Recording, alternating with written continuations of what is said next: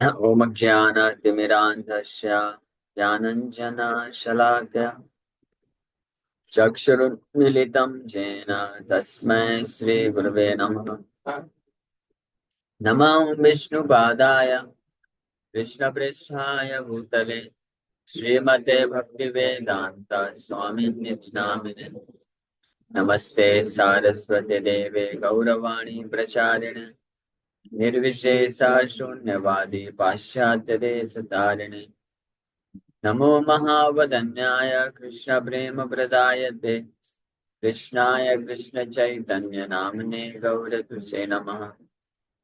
जय श्री कृष्ण चैतन्य प्रभु नित्यानंद श्री अद्वैत गदाधर शिवासादि गौर भक्त वृंद। हरे कृष्णा कृष्णा कृष्णा हरे हरे, हरे राम राम राम हरे हरे। हरे कृष्ण। तो आप सभी भक्तों का हार्दिक स्वागत है आज के प्रातःकालीन श्रीमद् भागवतम के चर्चा में। तो हम लोग चर्चा कर रहे हैं श्रीमद् भागवतम पहला स्कंद छठवां अध्याय और श्लोक संख्या 19 पे चर्चा कर रहे थे। दिद्रक्षुस्तदहं भूया प्रणिधाय मनोरिधि वीक्षमाणो अपि न पश्यन् अवितृप्त इवातुरा।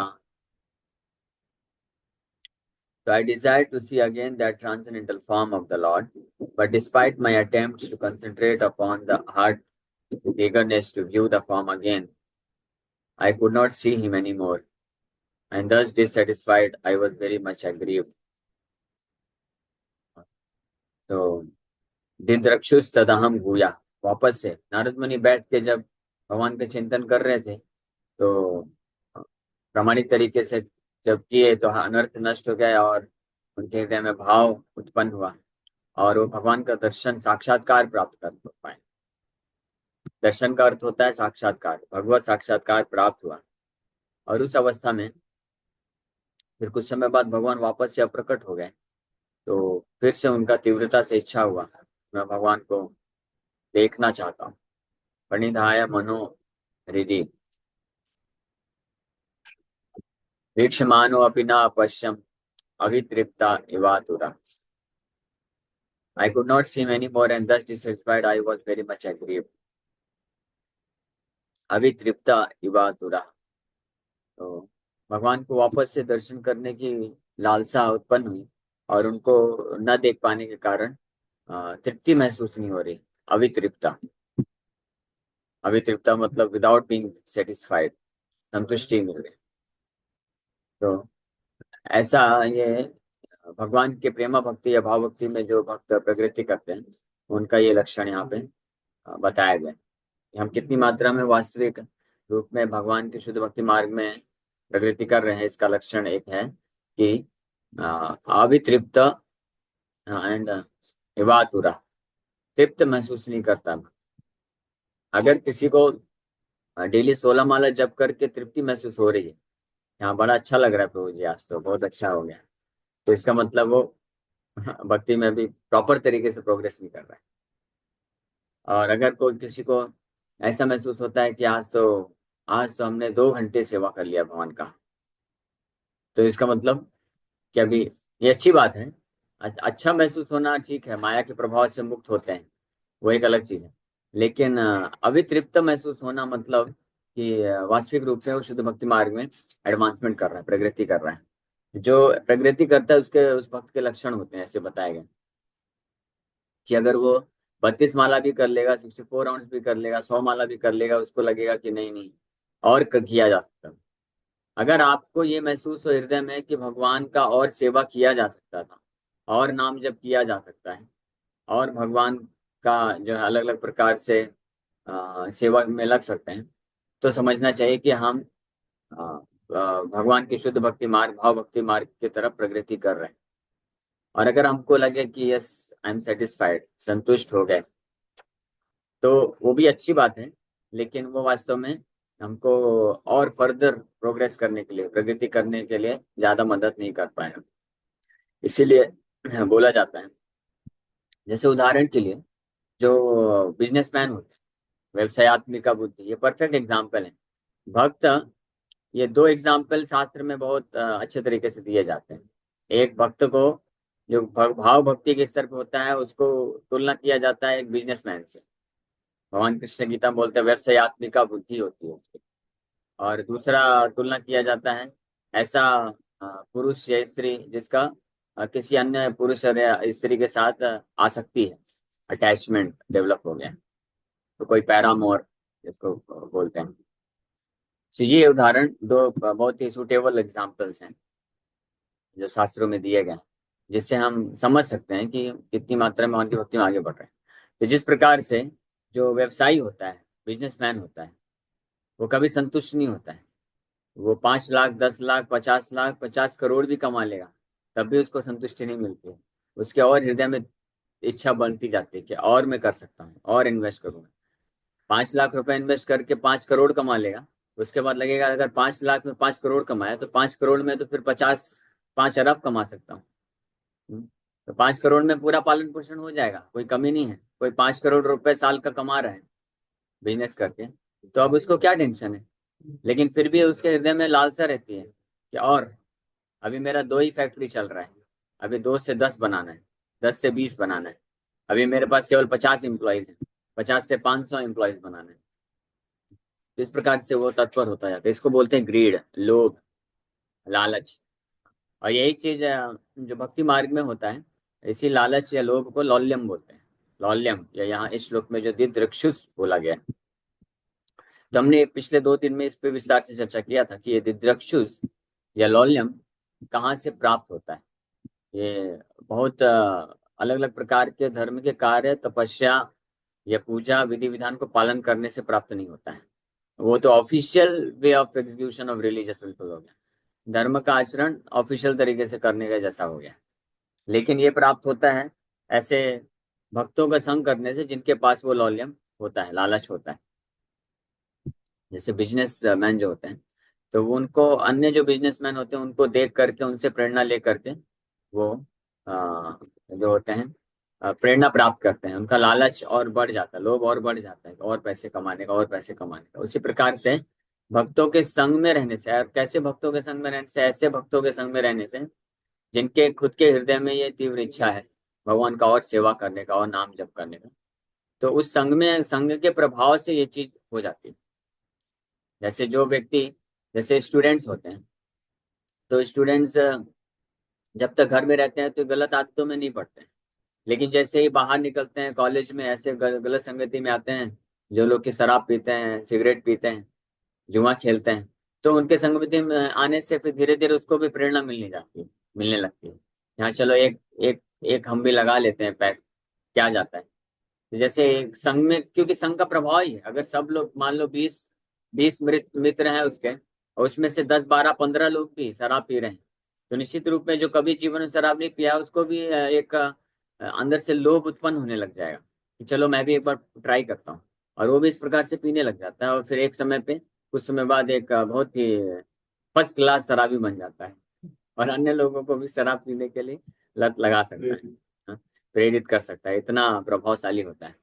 वो व्यक्ति शराब की दुकान से हजारों बार गुजरा होगा, लेकिन कभी उसको प्रेरणा नहीं मिली कि मैं शराब पीऊं। लेकिन जब शराबियों के संग में आया तब उसको प्रेरणा मिलती है। ये भौतिक रूप से भी वर्क करता है।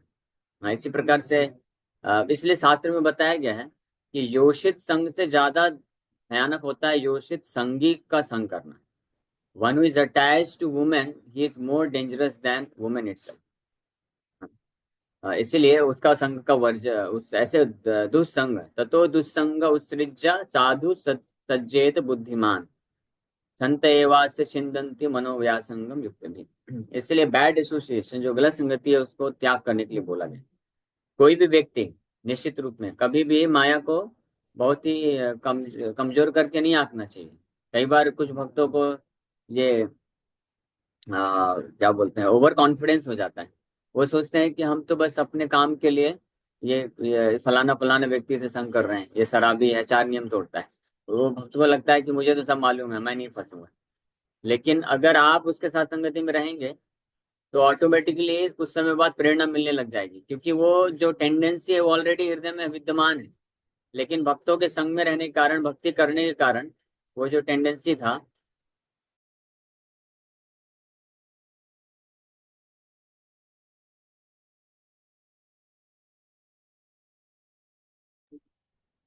सो सो भक्तों के संग में रहने से और शास्त्र अध्ययन करने से, सुनने से, ये जो टेंडेंसी है, नेचुरल टेंडेंसी बद्ध जीवात्माओं की, इसका दमन हो जाता है। ये तीन प्रकार की प्रवृत्तियां बताई गई है जो स्वाभाविक है। ये भागवत के 11वें स्कंद में भगवान कृष्ण ही उद्धव को बताते वक्त, आई थिंक, वहां पे ऐसा वर्णन करते हैं। आमिष, मद्य सेवा, मद्य सेवा, नित्यास्तु जंतु। हाँ, भागवत के 11वें स्कंद के 5:11, लोके वैवामिष 11:5-11 में इसका वर्णन। इसको प्रभुपाद जी कई बार कोट करते हैं, 11:5-11। इसलिए कभी अंडर एस्टिमेट नहीं करना चाहिए माया पावर को, माया के। प्रभुपाद जी कंप्लेन किए। प्रभुपाद जी बोले, मेरे जितने भी भक्त हैं, शिष्य हैं, सब बहुत अच्छे हैं, सिंसियर हैं, गंभीर है, लेकिन मुझे केवल एक ही कंप्लेन है। क्या कंप्लेन है? कि they are not sufficiently fearful of Maya. Maya से वो पर्याप्त रूप में डरते नहीं, बिंदास होके चले जाते हैं। ऐसा लगता है कि हम टैकल कर लेंगे प्रभु जी, कोई टेंशन नहीं। हाँ, लेकिन ऐसा नहीं। लोके व्यवायम आमिष मत्य सेवा नित्या हि जंतुर नहीं तत्र चोदना व्यवस्थितिस्तेषु विवाह यज्ञ सुराग्रहेर आशु निर्वृत्त इष्टा। लोके, इन दिस मटेरियल वर्ल्ड, व्यवाय, सेक्स इंडल्जेंस, आमिषा, मीट ईटिंग, एंड मद्या, लिकर, नशा करना, मांसाहार करना और व्यभिचार करना, ये तीन प्रवृत्तियां जो हैं इस संसार में हर बद्ध जीवात्मा के हृदय में उपस्थित है। इसलिए यहाँ पे जंतु बोला गया है। नित्य ही जंतु, कंडीशन, कंडीशन लिविंग, बद्धावस्था में जो जीवात्मा है उसको जंतु बोला गया, पशु बोला गया। पशु का अर्थ क्या होता है?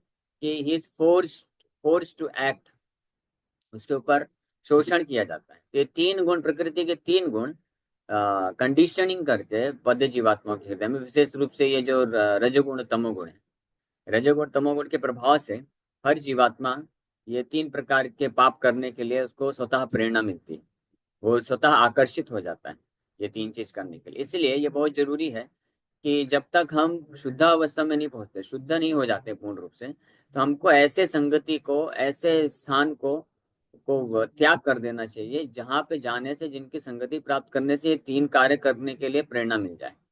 हाँ, व्यभिचार करने के लिए, मांसाहार करने के लिए और शराब पीने के लिए, नशा करने के लिए, ये तीन कार्य करने के लिए जहाँ पे प्रेरणा मिले। आप लोग भागवतम के टाइम पे क्यों बात करते हैं? हरि बोल।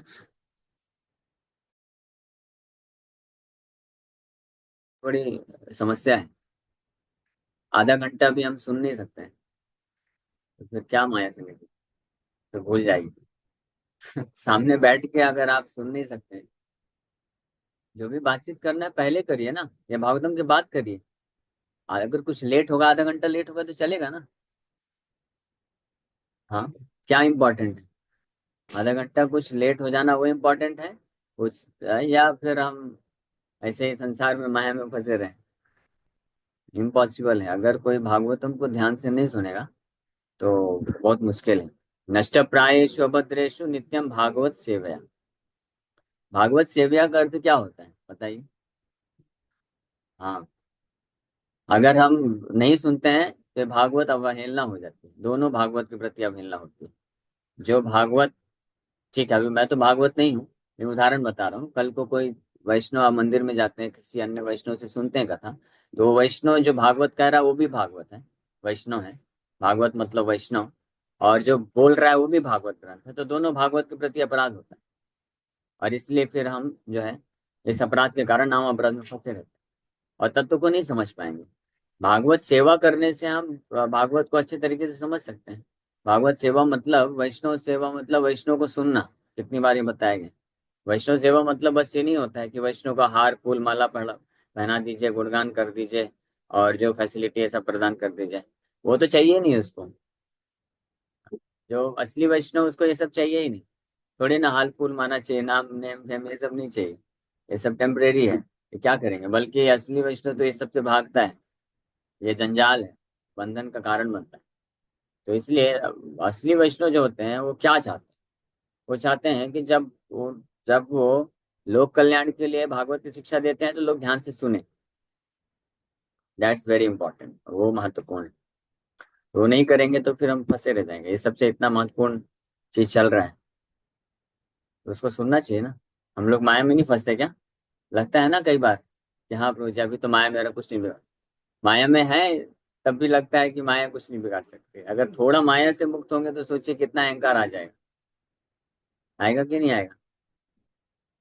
महाराज के पास एक बार एक शिष्य गया। महाराज देखो कितने अच्छे शिष्य हैं। महाराज को बोले, महाराज मैं कभी कभी माया में चला जाता हूँ, क्या करूं मैं? महाराज बोले कि अब कभी कभी आप माया से बाहर आते हैं, जैसे अभी आए। जिस वक्त हम समझ जाएं कि हम माया बहुत शक्तिशाली है और हमको वी नीड प्रोटेक्शन, हमको संरक्षण चाहिए, उस वक्त समझना चाहिए कि हम माया से थोड़ा मुक्त हुए। प्रभुपाद जी प्रवचन दे रहे थे एक बार, और प्रवचन के दौरान प्रभुपाद जी बताए कि माया कैन नॉट टच मी, माया मेरे को स्पर्श भी नहीं कर सकती है, ऐसा प्रभुपाद जी बोले। उसके बाद भागवतम क्लास के बाद फिर भगवान को प्रणाम किए, और प्रणाम करते हुए कुछ बोल रहे थे। तो शिष्य को उत्सुकता हुई, प्रभुपाद आप क्या प्रार्थना कर रहे हैं भगवान से, पूछ लिए। तो प्रभुपाद बोले कि I was praying to the lord, my dear lord please please protect me from your maya, आपकी माया से मुझे हमेशा बचा के रखिए। अगर प्रभुपाद जी हमेशा प्रे कर सकते हैं, प्रार्थना कर सकते हैं कि भगवान आपकी माया से मुझे बचा के रखिए, तो हम फिर कौन है? तो वो शिष्य पूछे, प्रभुपाद बट आपने बोला कि आप जब प्रवचन दे रहे थे आप बोले कि माया मुझे टच नहीं कर सकती है। तो प्रभुपाद बोले that's why because I always pray to Krishna, इसीलिए क्योंकि मैं हमेशा कृष्ण को प्रार्थना करता हूँ कि हे कृष्ण आपकी माया से मुझे बचा के रखिए, let me not fall down at any moment, आपकी माया से बचा के रखिए, मैं आपकी सेवा में मसल हमेशा लगा रहूं। इसलिए भगवान जो है मुझे प्रोटेक्शन देते, इसलिए मैं कॉन्फिडेंस के साथ बोल सकता हूँ कि माया मेरे को स्पर्श नहीं कर पाएगी। क्यों? अपने बल पे नहीं, कृष्ण के बल पे, क्योंकि मैं कृष्ण का आश्रय लेता हूँ, कृष्ण से प्रार्थना करता हूँ निरंतर। हाँ, इसलिए जैसे छोटा बच्चा होता है तो जब पिताजी का हाथ पकड़ के बाहर जाता है तो कुत्ते को लात दिखाता है लेकिन जब अकेले अकेले अगर दरवाजा खोल के बाहर निकलेगा, दूर से कुत्ता देख लेगा तो फिर भाग जाएगा हमारी स्थिति वैसे ही है। लेकिन जो बच्चा सोचेगा नहीं मैं सब कुछ हूँ, मैं किसी कुत्ते से नहीं डरता हूँ, जाके भिड़ जाएगा, तो क्या होगा? कुत्ता काम तमाम कर देगा। इसी प्रकार से डरना चाहिए, माया से बहुत डरना चाहिए। लेकिन सुनेंगे नहीं तो फिर कैसे काम चलेगा? एनीवे, डिस्ट्रैक्ट हो। सो नित्य ही जंतु यहाँ पे बोला जा रहा है, ये नित्य रूप से जंतु बताया गया है। यहाँ पे देखिए भागवत में बोल रहे हैं, 11वां स्कंद है, भगवान कृष्ण ये उद्धव गीता इसमें अभी आएगा आगे। तो यहाँ पे बताया जा रहा है कि जंतु, जंतु का मतलब होता है कि जीवात्माएं बिल्कुल भी स्वतंत्र नहीं है, पूरी तरह से कंट्रोल में है। तो अगर भगवान के द्वारा, भक्तों के द्वारा कंट्रोल नहीं होंगे तो फिर माया कंट्रोल करके रखेगी। तो ये हम लोग चर्चा कर रहे थे कि ये तीन प्रवृत्तियां हैं हर बद्ध जीवात्मा के हृदय में हैं। हाँ, लेकिन जब तक हम प्रॉपर वैष्णव संघ में रहते हैं, भगवान के नाम जप करते हैं, सेवा में लगे रहते हैं, और जो अनफेवरेबल सिचुएशन है, विपरीत प्रतिकूल परिस्थितियां होती हैं, उनसे दूर रहते हैं, तब तक हम बचे रहते हैं। और जीवन के अंत तक ये हमको अभ्यास करना है। जैसे वो माता जी प्रश्न पूछ रही थी, बहुत अच्छा प्रश्न उन्होंने पूछा कि ये प्रवृत्ति आ जाती है कि जब हम मार्केट में जाते हैं ऐसी जगह में, तो वहां पे मांसाहार बन रहा है तो खाने की इच्छा हो जाती है। तो ये समझना चाहिए कि ये कोई जो है अननेचुरल नहीं है, नेचुरल है, स्वाभाविक है खाना। किसके लिए? बद्ध जीवात्मा। हम सब बद्ध जीवात्मा है इस संसार में, मोर देन 99.9999% बद्ध जीवात्मा। कुछ ही मुक्त पुरुष होते हैं, या तो जो भगवान के धाम से आते हैं, वो नित्य पार्षद होते हैं, उनका कभी पतन नहीं हो सकता है, वो चाहे विपरीत परिस्थिति में जाए, कहीं भी परिस्थिति में जाए, उनका कभी पतन नहीं होता है। लेकिन ऐसे जो मुक्त पुरुष होते हैं, नित्य पार्षद होते हैं भगवान के, हालांकि उनका कभी पतन नहीं हो सकता है, लेकिन वो हमेशा निरंतर कृष्ण को प्रार्थना करते हैं कि भगवान मुझे माया से बचा के रखना, मेरा कभी पतन ना हो। और जो मेरे जैसे कुछ बद्ध जीवात्माएं होते हैं, जिनका तो प्रवृत्ति ही है कि जैसे ही अपॉर्चुनिटी आएगा पतन हो जाएगा। तो मैं ये सोचता हूँ कि मेरे को माया कुछ नहीं बिगाड़ सकती। मैं भक्तों के संग से दूर भी चला जाऊंगा 2 4 10 20 25 दिन के लिए, तब भी कोई फर्क नहीं पड़ेगा। ऐसा भ्रम आ जाता है कभी कभी, है ना? किसको, मेरे जैसे वाले को। तो ये स्थिति हम सोच सकते हैं ना, हमको देखना चाहिए। इसलिए जो वास्तव में गंभीर होते हैं ना, वो बहुत सावधान होते हैं। कि एक बार हिज ग्रेस कमल लोचन को है, और सीनियर डिवोटी प्रेसिडेंट मीरारो टेम्पल में, तो उनको एक लड़के ने प्रश्न पूछा कि प्रभु जी, मुझे लगता है कि I am not qualified to become a brahmachari, कि मैं ब्रह्मचारी बनने के लिए, सेफ्रॉन पहनने के लिए क्वालिफाइड नहीं। तो प्रभु जी बहुत अच्छा उत्तर दिए। बोले, because you feel you are unqualified you must wear saffron. क्योंकि आपको लगता है कि आप योग्य नहीं है, इसलिए आपको सेफ्रॉन पहन लेना चाहिए। फिर बताए वो कि सेफ्रॉन कलर इंडिकेट करता है, क्या इंडिकेट करता है? जैसे रेड सिग्नल आता है ना ट्रैफिक में, रेड सिग्नल का मतलब क्या होता है? सावधान, रुक जाओ, स्टॉप। उसी प्रकार से सेफ्रॉन कलर ये इंडिकेट करता है कि रुक जाइए। हाँ, यहाँ पे एक साधक है जो अपने अनर्थों से जूझ रहा है, उसको जो है सावधानी पूर्वक उसको भक्ति करने दीजिए, डिस्टर्ब मत करिए, दूर रहिए, डिस्टेंस बना के रहिए। तो वैदिक टाइम पे सेफ्रॉन का ये मतलब होता था, स्पेशली जो माताएं होती थी, अगर देखती थी कोई साधु है सेफ्रॉन पहना है, तो डिस्टेंस बना के रखती थी, कभी उसके पास नहीं जाती थी, उससे व्यक्तिगत रूप में पर्सनली बातचीत नहीं करती। अगर कुछ से बात करना भी है तो या तो अपने हस्बैंड के थ्रू, अपने पिता के थ्रू, या अपने, अगर बेटा है, बड़ा बेटा है 16 17 18 18 साल के ऊपर, तो उसके थ्रू बात करते, डायरेक्ट बात नहीं करते, क्योंकि उनको मालूम रहता था कि ये साधु हैं, ब्रह्मचारी सन्यासी हैं, ये प्रिंसिपल फॉलो करना चाहिए।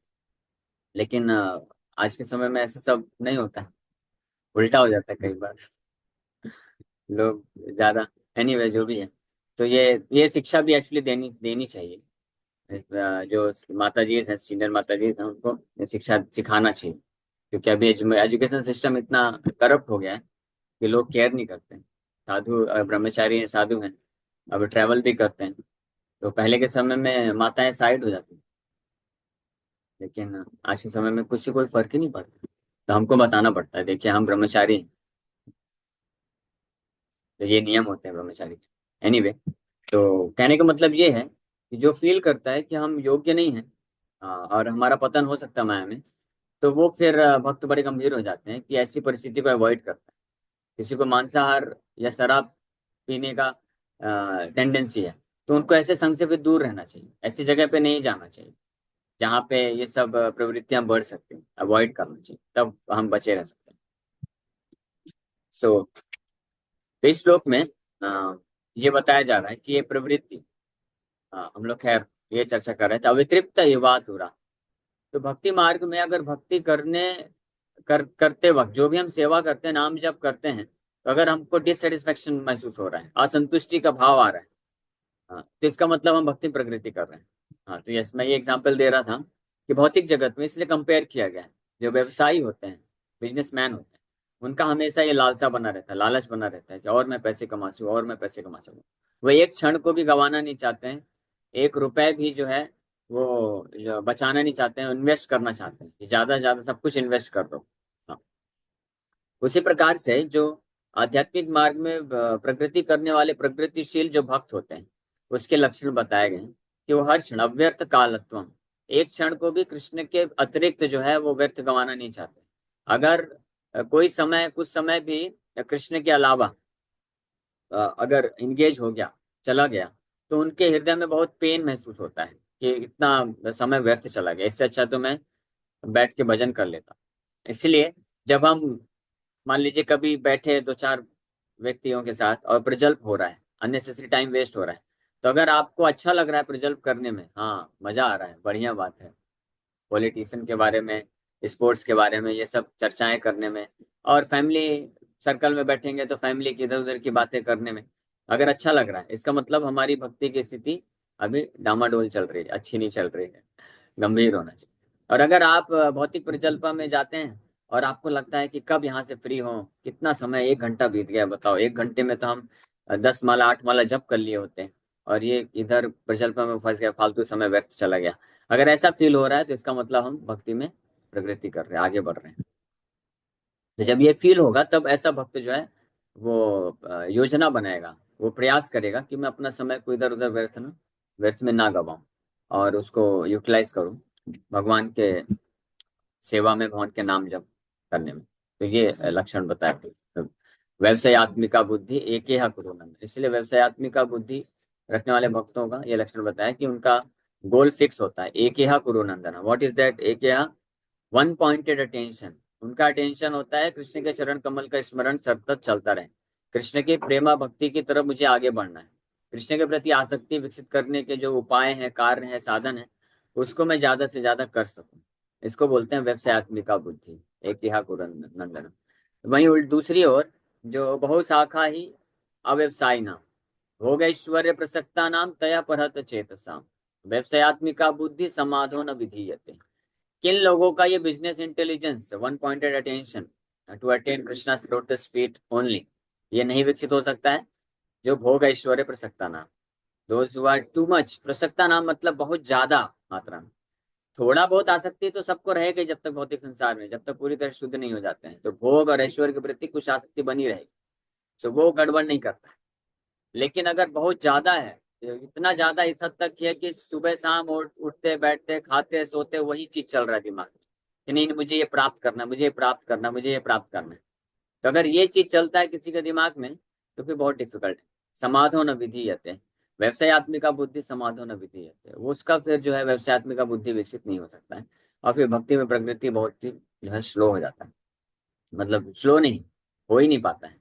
लेकिन ऐसा भी व्यक्ति अगर कोई भोग ऐश्वर्य प्रसक्ता नाम है, बहुत ज्यादा प्रसक्त है, प्रकृष्ट रूपेण आ सकता है, वो भी अगर सिंसियरली सीरियसनेस के साथ भक्तों का संग करेगा तो वो इससे मुक्त हो सकता है, और भगवान के प्रति तीव्रता से जो है इच्छा को प्राप्त कर सकता है। ये संभव है। ओके, ठीक है, यहीं पे विराम करते हैं। Thank you very much. Hare Krishna Krishna Krishna Hare Hare, Hare Ram Ram Ram. प्रभु जी, कभी कभी हम प्रचार करते हैं या फिर कभी कभी कभी हम हमारे रिलेटिव के साथ जब कुछ काम में बिजी रहते हैं, तब हम उनको सजेस्ट करते हैं कि ये सब मतलब करना ही है, लेकिन थोड़ा भक्ति भी करना चाहिए।